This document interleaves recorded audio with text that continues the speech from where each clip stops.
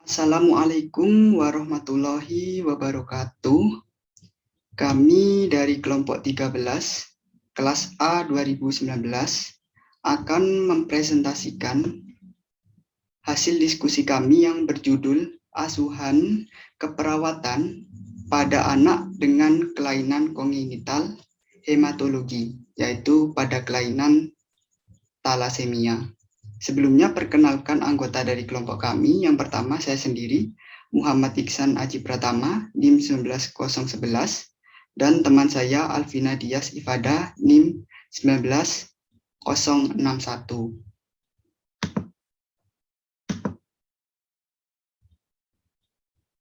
Yang pertama kita akan membahas mengenai konsep dasar penyakit talasemia pada anak. Pengertian talasemia pada anak. Talasemia merupakan salah satu sindrom kelainan darah yang dapat diturunkan dari orang tua, dan penyakit ini dikelompokkan ke dalam jenis penyakit hemoglobinopati, yaitu kelainan proses sintesis hemoglobin karena mutasi genetik pada gen globin. Pada penderitanya, hemoglobin mudah mengalami kerusakan. Kerusakan ini terjadi karena adanya gangguan sistem rantai hemoglobin atau rantai globin. Pada penderita talasemia, kelainan yang terjadi pada hemoglobin di darah akan menyebabkan eritrosit mudah mengalami kerusakan dan terjadi hemolisis, yang mana hal ini mengakibatkan umur eritrosit akan lebih singkat daripada umur eritrosit pada normalnya, yaitu kurang dari 120 hari. Kondisi tersebut menyebabkan penderita mengalami anemia dan harus melakukan transfusi darah seumur hidup. Menurut Kementerian Kesehatan, pada tahun 2019 di Indonesia terdapat 10.531 pasien talasemia, dan diperkirakan ada 2.500 bayi baru lahir dengan talasemia setiap tahunnya. Faktor penyebab dan risiko talasemia pada anak. Talasemia merupakan penyakit anemia hemolitik herediter yang diturunkan dari orang tua secara resesif. Penyakit talasemia adalah penyakit keturunan yang tidak dapat ditularkan, akan tetapi bisa diturunkan dari pasangan suami istri yang mempunyai faktor genetik atau mengidap talasemia pada sel-selnya. Penyakit talasemia ini disebabkan oleh defisiensi produk globin pada hemoglobin yang diakibatkan karena sumsum tulang tidak mampu untuk membentuk protein yang dibutuhkan untuk produksi hemoglobin yang sempurna. Kondisi ini terjadi kelainan pembentukan sel darah merah akibat tidak adanya sintesis Hb yang disebabkan oleh gen resesif autosomal karena mutasi DNA pada gen globin. Sedangkan tubuh memerlukan hemoglobin atau Hb untuk mengedarkan oksigen ke seluruh tubuh. Jika tubuh kekurangan hemoglobin, maka akan berdampak buruk bagi tubuh. Selanjutnya ada tanda dan gejala talasemia pada anak. Tanda dan gejala yang khas pada anak penderita talasemia yaitu muka berbentuk mongoloid, berhidung pesek, tidak memiliki pangkal hidung atau pangkal hidung tidak terlihat, jarak antar kedua mata lebar, dan tulang dahi juga lebar. Ditambah lagi dengan keadaan kulit yang berwarna kuning pucat, dan pada beberapa kasus kulit menjadi kelabu di area yang tertimbun zat besi karena sering melakukan transfusi darah. Secara khusus, tanda dan gejala talasemia dibagi menjadi 3 berdasarkan tingkatannya. Yang pertama, talasemia minor pada anak yang berusia di atas 4 tahun akan sering dijumpai tanda dan gejala seperti gizi buruk, perut membuncit yang dikarenakan adanya pembesaran limfa dan hati, aktivitas yang mengalami penurunan karena hepatomegali, serta limfa yang mudah ruptur karena trauma ringan saja. Untuk talasemia mayor, tanda dan gejala dapat terlihat sejak usia 1 tahun. Di antaranya, tubuh mengalami kelemahan, pucat, ada tanda gejala anemia simptomatik selama 6-12 bulan, terjadi anemia mikrositik berat, kadar Hb yang rendah hingga mencapai angka 3-4 gram per desiliter, berat badan berkurang, perkembangan dan pertumbuhannya terhambat, badannya terlihat kurus, terjadinya penebalan tulang tengkorak, adanya splenomegali atau limfa yang membesar ditandai dengan adanya perut yang membuncit dan terjadinya ulkus pada area kaki. Dan tidak bisa hidup tanpa melakukan transfusi darah. Untuk talasemia intermedia, terjadi anemia mikrositik berbentuk heterozigot. Tingkat keparahannya berada di antara talasemia minor dan talasemia yang berada di talasemia mayor. Masih memproduksi sejumlah kecil hemoglobin A, anemia sedikit berat, dengan nilai rata-rata 7-9 gram per desiliter, adanya pembesaran limfa, dan masih belum tergantung sepenuhnya pada transfusi darah.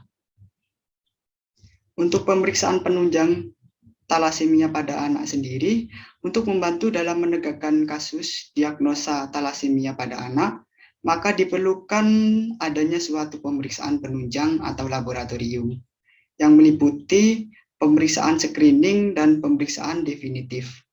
Pemeriksaan screening sendiri terdiri dari tes interpretasi abusan darah, pemeriksaan fragilitas osmotik atau OF test, pemeriksaan indeks dari eritrosit, dan pemeriksaan dengan model matematika. Sedangkan pemeriksaan definitifnya sendiri ada pemeriksaan hemoglobin elektroforesis, pemeriksaan kromatografi hemoglobin, dan melakukan pemeriksaan molekuler.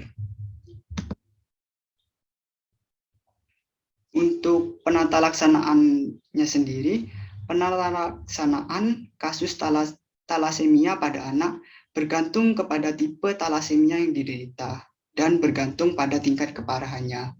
Pada seseorang yang memiliki sifat sebagai pembawa atau carrier, biasanya cenderung hanya menunjukkan gejala yang ringan, sehingga membutuhkan pengobatan yang lebih sedikit atau bahkan tanpa melakukan pengobatan. Sedangkan pada kasus talasemia dengan tingkatan yang menengah hingga sampai tingkat yang berat, terdapat 3 standar perawatan umum yang dapat diberikan, yaitu yang pertama melakukan transfusi darah, yang kedua melakukan terapi chelasi zat besi sebagai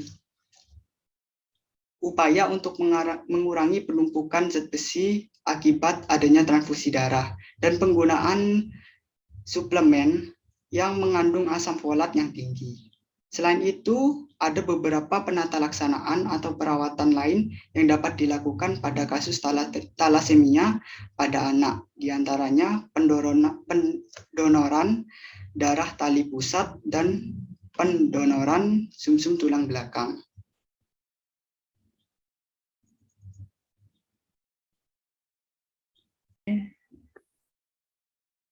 Assalamualaikum warahmatullahi wabarakatuh. Perkenalkan, nama saya Alvina Dias Ifada, NIM 19061. Di sini saya akan melanjutkan penjelasan dari rekan saya.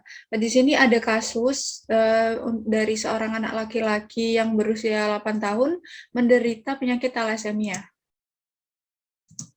Nah, di sini didapatkan pengkajian identitas klien anak L, umur 8 tahun, laki-laki, beragama Islam, pendidikan sekolah dasar, alamat di Yogyakarta, tanggal masuk rumah sakit 16 dan tanggal pengkajian 16 April 2019.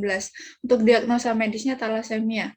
Untuk identitas ayah, di sini ada Tuan N berusia 42 tahun, pendidikan SMA sederajat, pekerjaan buruh, agama Islam, alamat di Yogyakarta, dan identitas ibu Nyonya A berumur 40 tahun, pendidikan SMA sederajat, pekerjaan IRT, agama Islam, alamat Yogyakarta.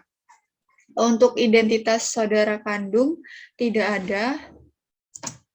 Untuk riwayat kesehatan sekarang, klien tampak lemas dan terlihat pucat. Untuk keluhan utamanya, klien tampak lemas dan terlihat pucat. Ibu klien mengatakan bahwa pucat terlihat pada area telapak tangan, muka, dan telapak kaki. Untuk keluhan pada saat pengkajian, klien tampak pucat, mengeluhkan badannya lemas dan pusing, sesak napas tidak ada, badannya tidak panas, tidak ada mual dan muntah. Untuk riwayat kesehatan lalu, prenatal care, pemeriksaan kehamilan, ibunya rajin memeriksakan kandungan. Untuk keluhan saat hamil, tidak pernah mengalami keluhan yang berat. Untuk riwayat berat badan selama kehamilan tidak tercantum. Riwayat imunisasi tetanus, telah melakukan imunisasi tetanus 2 kali selama masa kehamilan. Dosis imunisasi tetanus yang pertama diperoleh pada saat usia 4 bulan dan yang kedua usia 5 bulan. Golongan darah tidak diketahui. Untuk natal, tempat melahirkan tidak tercantum, jenis persalinan, sektio cesaria. Untuk penolong persalinan tidak tercantum, komplikasi waktu lahir dan setelah lahir, tidak ada komplikasi pada saat dan setelah anak dilahirkan, tidak mengalami pendarahan. Untuk postnatal, berat badan bayi lahir 3.800 gram atau 3,8 kilo, panjang bayi 49 cm, Apgar tidak tercantum. Penyakit saat lahir tidak ada penyakit, riwayat kecelakaan tidak pernah, riwayat alergi tidak ada alergi, riwayat pengobatan, anak L telah terdiagnosa menderita penyakit talasemia sejak usia 5 bulan. Sebelum dinyatakan dengan pasti terdiagnosa talasemia, klien tampak lemas dan terlihat pucat, tidak disertai dengan panas badan, sesak, mual-mual, dan muntah. Kemudian klien dibawa ke rumah sakit. Setelah dilakukan pemeriksaan laboratorium, diperoleh hasil analisa hemoglobin darah klien 6,5 gram per desiliter, dan klien memperoleh terapi yaitu transfusi darah. Sejak saat itu, klien rutin memperoleh transfusi darah. Untuk riwayat keluarga, riwayat penyakit anggota keluarga, tidak ada yang mendapatkan transfusi darah.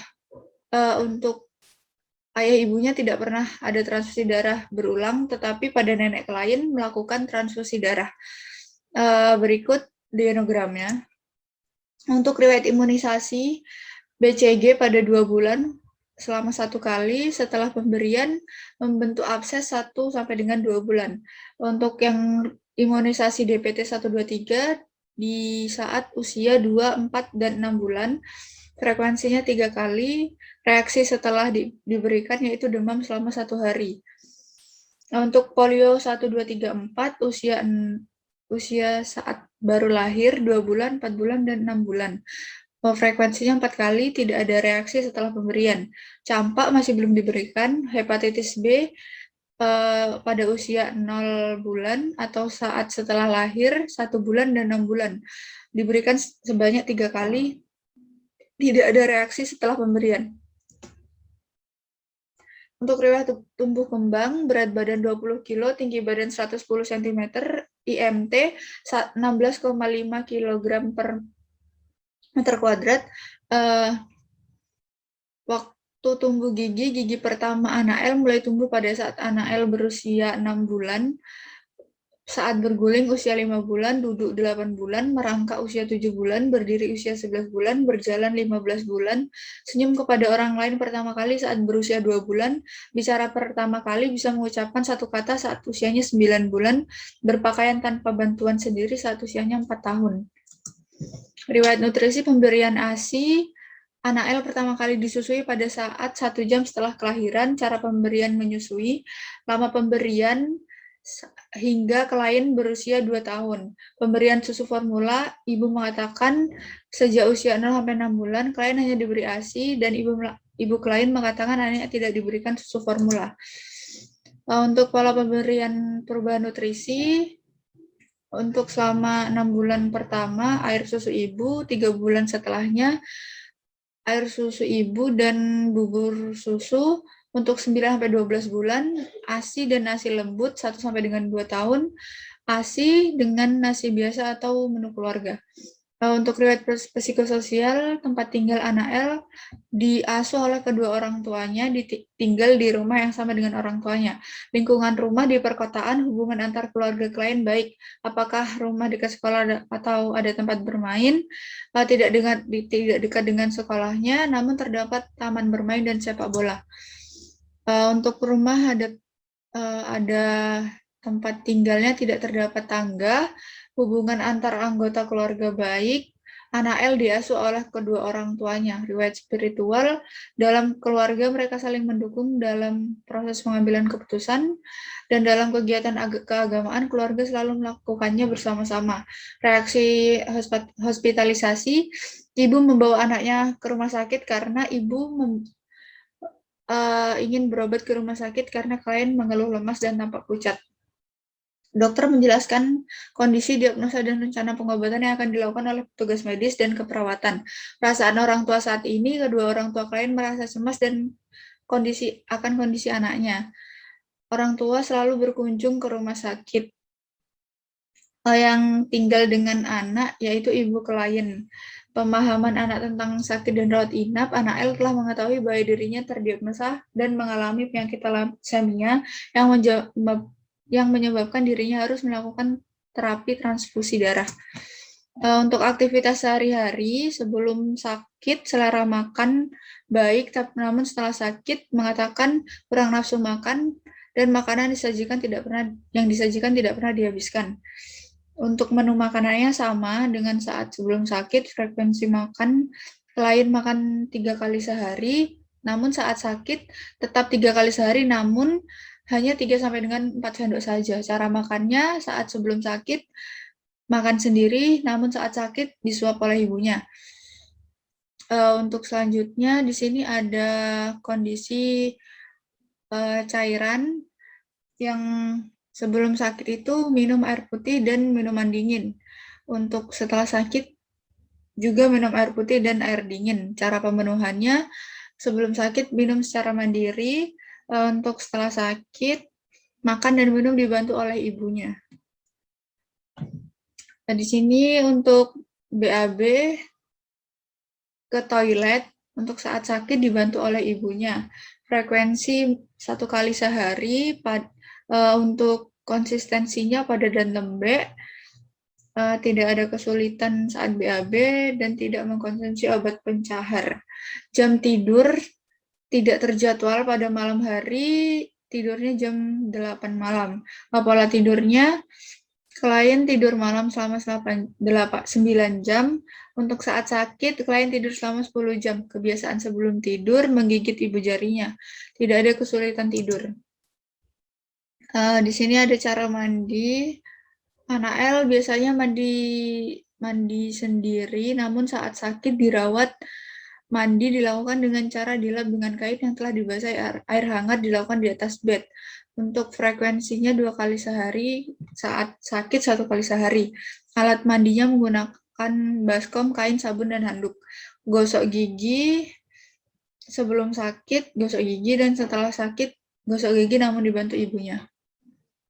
Untuk kegiatan sehari-hari, di rumah biasanya bermain dengan teman. Ada yang biasa dilakukan adalah bermain kelereng. Saat sakit tidak melakukannya bersama teman-teman, namun melakukan aktivitas bermain di tempat tidur. Untuk kesulitan pergerakan tubuh sebelum sakit tidak ada, saat sakit terhalang oleh infus.